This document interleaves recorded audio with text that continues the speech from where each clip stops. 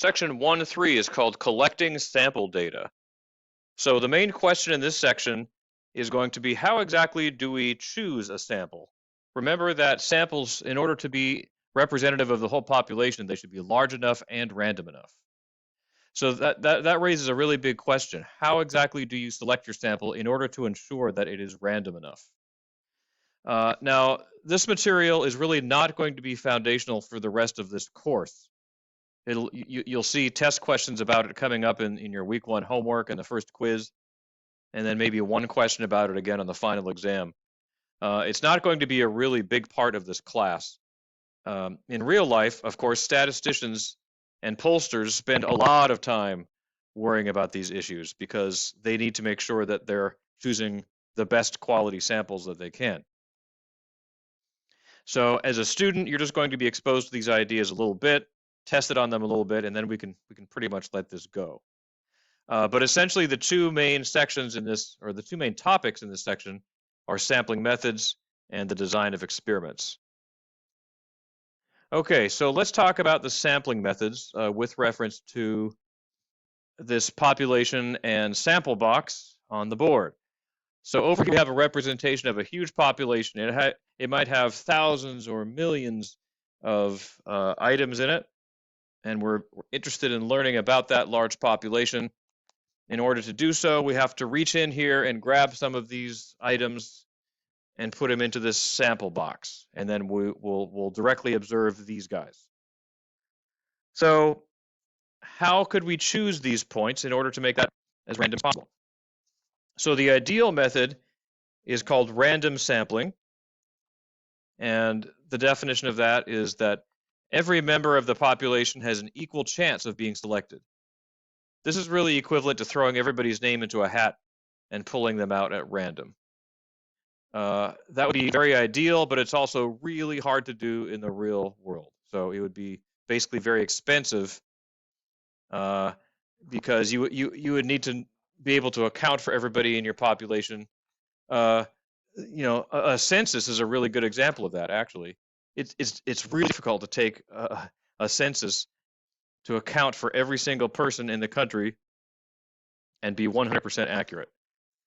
Because people come and go, people are born and die. Some people are homeless and they're hard to reach. Some people move and you might count them twice.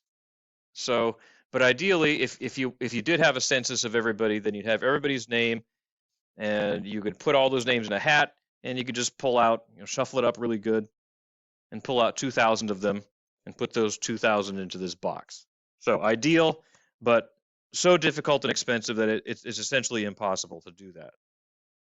Another method, the systematic sampling method, is to gather every 100th or 1,000th item in the population, or you can choose whatever number you want that to be. So the way this one might work is you see this population over here, and you just kind of start counting the items in it as you see them. Oh, there's one, there's another one, there's another one, there's another one. Oh, look, there's the 100th one. So I'm going to go ahead and grab every 100th one, and I'll put that one in the sample box. And then you keep counting until you get to the 200th one, and you put that in the sample box. And then you throw in the 300th item, and so on until your sample box is full. Systematic sampling. Stratified sampling means that you divide the population into strata. Strata is a fancy word for layers or sections. And in the stratified sampling method, we usually divide the population into just a few large strata, like men versus women, or early applicants and late applicants, or California and Oregon or Washington, or something like that. And then you would select subjects randomly from each stratum.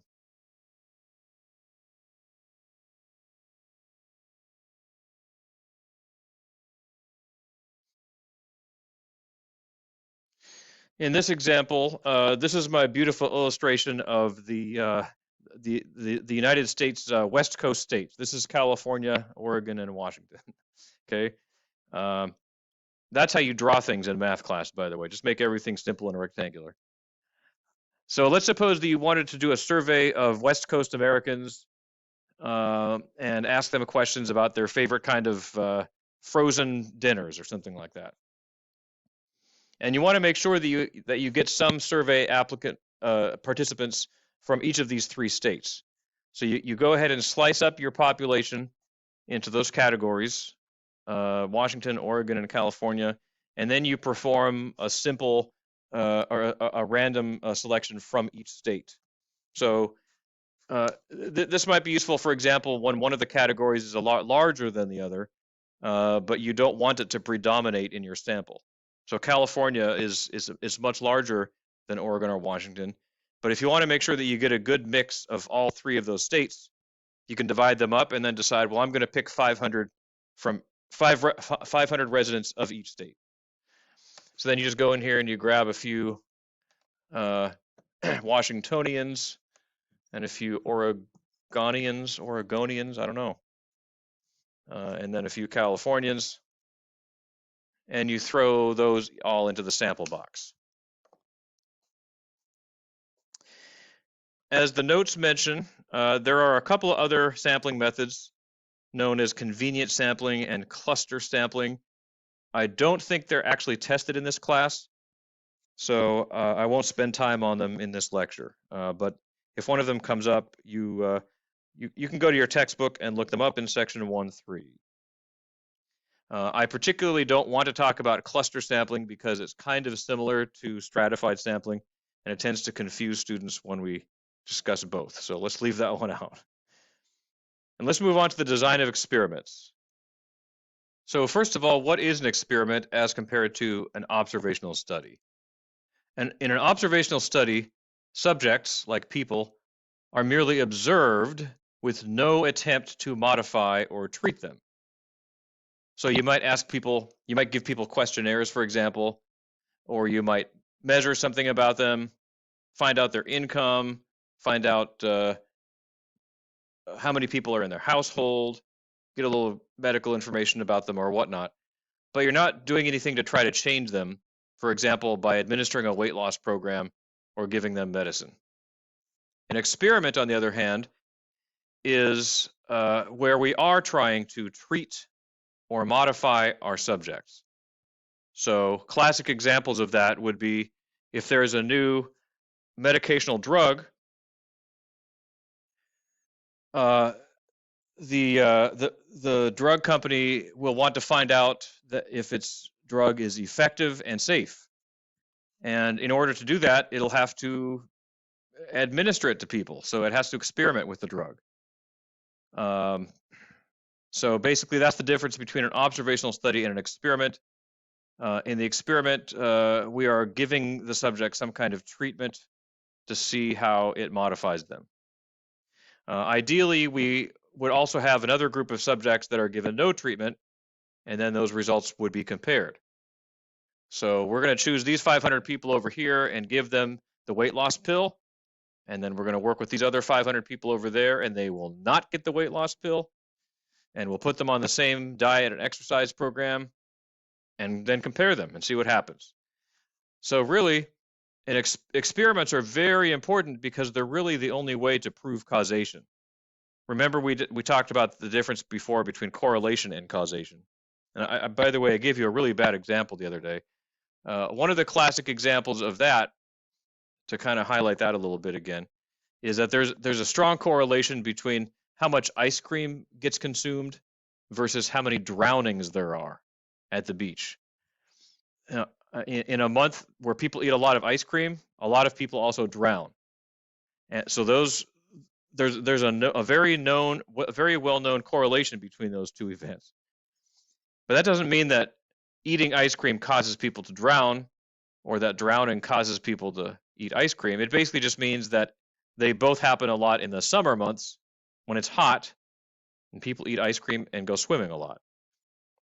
So that's a much better example than the one I gave the other day about two factors that could be correlated even without causation.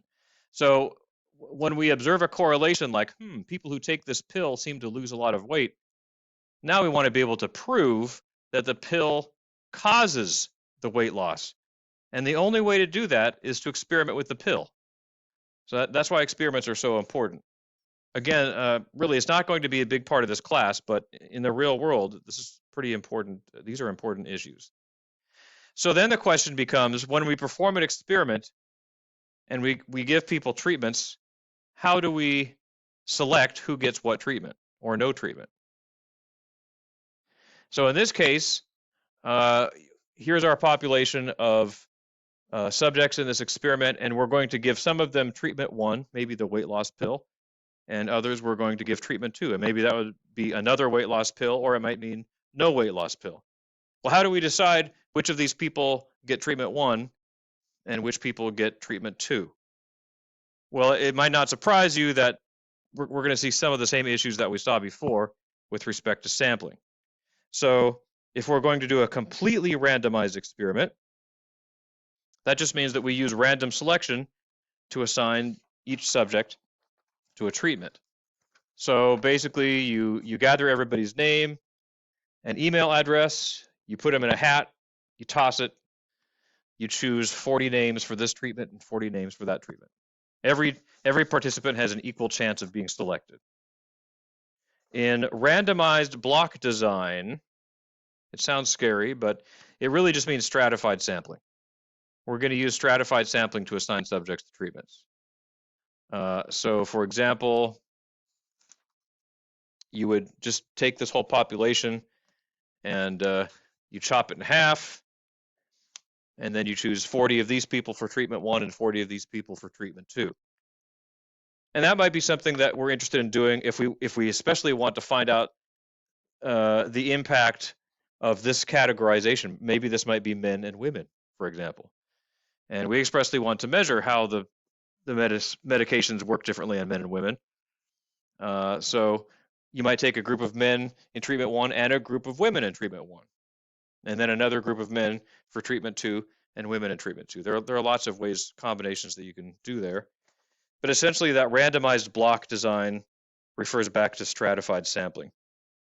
And then third, remember that some data is matched. So there is also a matched pair kind of experiment where you compare subjects matched in pairs, which might be something like a husband and wife, or it can even be the same subject before and after. So you might be interested in taking everybody's weight before the experiment and then everybody's weight after the experiment. That's not really an issue of how you choose the people, but just what you record about them. Okay, I think that's about it for section 1.3.